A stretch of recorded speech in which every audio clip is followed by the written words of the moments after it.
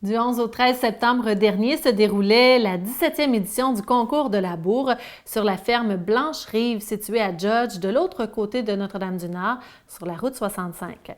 Cet événement, en plus des concours de la bourre, offre une grande variété d'activités pour toute la famille, dont le très populaire concours de tir au poignet, les courses de tracteurs à pelouse, un concours de dessert et bien plus encore. Le tout était ponctué d'un souper aux accents de Champlain et d'un feu de joie avec des contes et des légendes le samedi soir. Afin de souligner les 400 ans de présence francophone en Ontario, une visite guidée historique de Judge en charrette était également offerte, de même que des tournées en rabasca avec les voyageurs. Les entreprises témiscamiennes telles que Miel Habitémis et les Jardins de Charlemagne étaient également présentes pour présenter des ateliers d'information. TV Témis s'est rendu sur place et y a rencontré quelques participants. Angie. Ah ouais, vas-y. Gérald Darvaux, Sainte-Gertrude, dans Abitibi.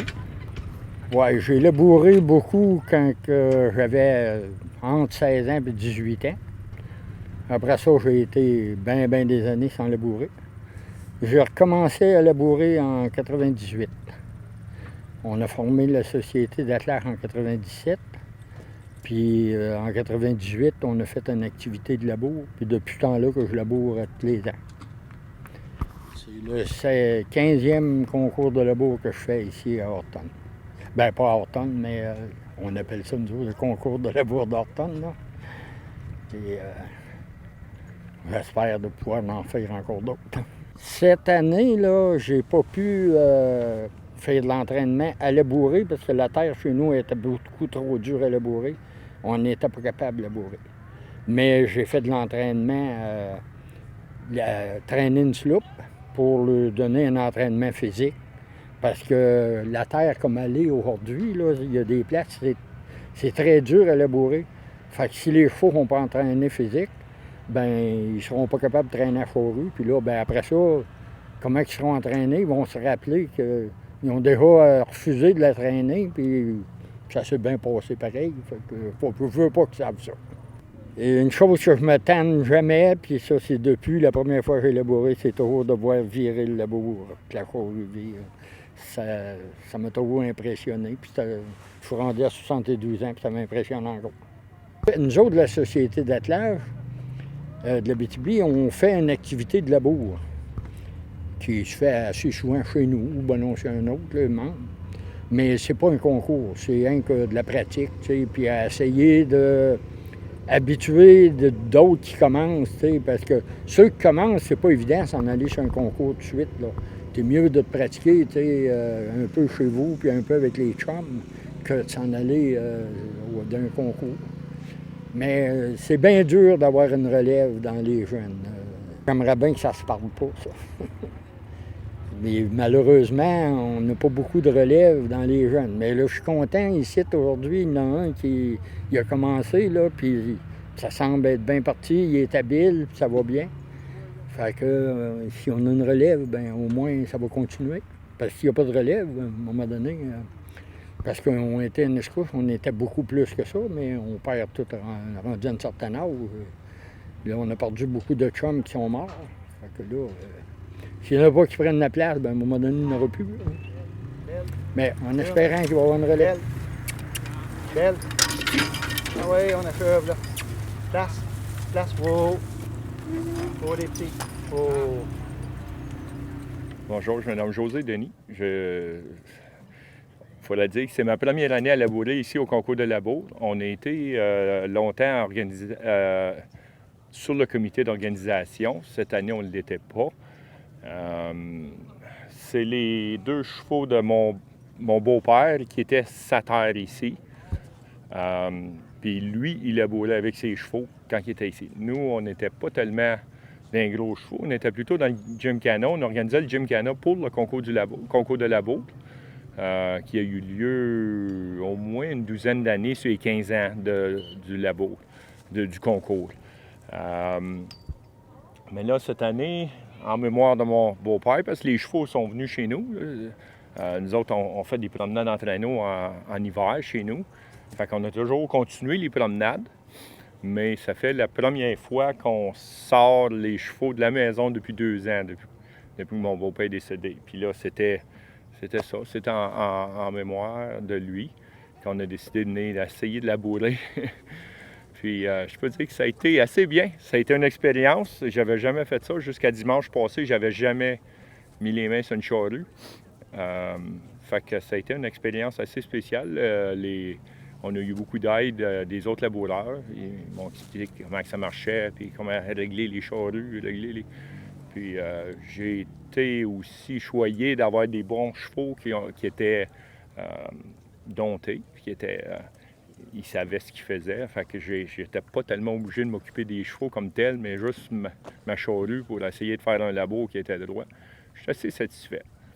C'était un ancien prof d'histoire, fait que oui, il y avait beaucoup le goût de garder ça, de garder l'histoire en tête. Il y avait tout l'équipement possible.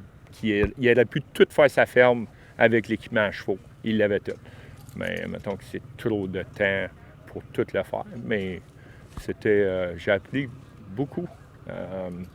Avec mon beau-père, c'est pas de quoi j'ai pas été élevé sur une ferme, j'ai pas été élevé plutôt en ville, fait que c'est toute une expérience. Les plus gros défis, premièrement, c'est le terrain. Le terrain, il variait. Hier, j'avais un terrain super facile, il était tout pareil. Fait que ça y allait bien. Quand tu plantais ta charrue, elle restait bien. Aujourd'hui, le terrain il était un peu plus humide. Là, d'un coup, tu tombais bien sec. Fait que là, la charrue remonte. Fait que là, il faut que tu repiques dedans. Puis le terrain donne beaucoup un gros défi. Mais les chevaux, quand ils se placent, puis ils suivent le trace, puis ils s'en vont parfaitement droit, c'est beaucoup plus facile. Il faut que tu manœuvres ta charrue pour garder tes lignes droites. Mais quand tu n'es pas obligé, si tu es obligé de regarder tes chevaux, guider la charrue, ça va pas bien. Fait qu'au moins, en étant des chevaux habitués, j'ai eu moins de misère à me garder en place. Les gros défis avec les chevaux, là, c'est... puis que je trouve que le plus à watcher, c'est la vitesse que nos chevaux vont travailler. C'est comme moi, j'ai une génétique de chevaux qui sont assez hautes.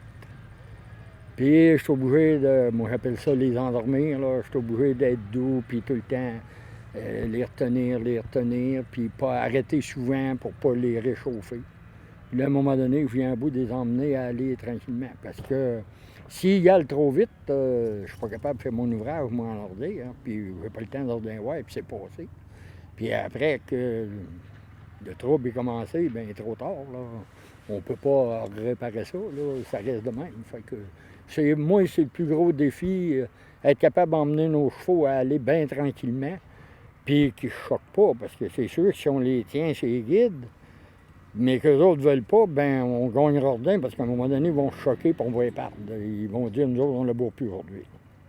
Fait que c'est mon plus gros défi, c'est ça. Quand j'ai commencé à labourer à 16 ans, c'est mon grand-père qui est venu m'aider. Moi, j'avais un cheval, à moi. Puis j'avais emprunté une grosse jument d'un de mes oncles. Puis là, moi, j'avais vu déjà mon grand-père, puis mon oncle labourer, puis ça avait l'air bien facile. J'ai pris la charrue à mon père, puis je me suis allé essayer de labourer. C'est là que j'ai vu que c'était pas vrai que c'était facile. Là, bien heureusement, mon grand-père a vu ça, que j'avais bien de la misère. Fait qu'il est parti, puis il est venu me voir, puis il a commencé par ajuster ma charrue. Puis là, bien, fais ça de même. Puis hop, ça s'est mis à marcher. Puis depuis ce temps-là que je laboure. Mais c'est sûr, j'ai pogné d'autres trucs. Mais la base, c'est mon grand-père qui m'a montré à labourer. Mais il avait labouré beaucoup, il n'avait pas sa vie à labourer. Oh non, dans la génération d'Astor, là, c'est dur. Il y a tellement d'autres, toutes autres choses, hein, qui... Mais à un moment donné, de temps en temps, il y en a un que lui, il aime ça. Quand on va être là, on va essayer celui-là qui veut y aider pour que ça continue. Mais sinon, bien, à un moment donné, ça va tout bien se perdre. En espérant que non. Ça m'a pris 2 ans là, à m'habituer à eux autres, puis eux autres s'habituaient à moi. Puis là, je dirais que cette année, là, ils ont beaucoup changé là, depuis les derniers quelques mois. On dirait qu'ils sont habitués à nous autres, là. Ben, à moi puis ma femme. Puis là, on dirait que j'ai plus d'intérêt, là. Puis c'est le fun. Puis tout le monde était bien, ils m'ont bien aidé, ils ont été bien gentils. Puis ça a été... Probablement, ça va se reproduire certainement.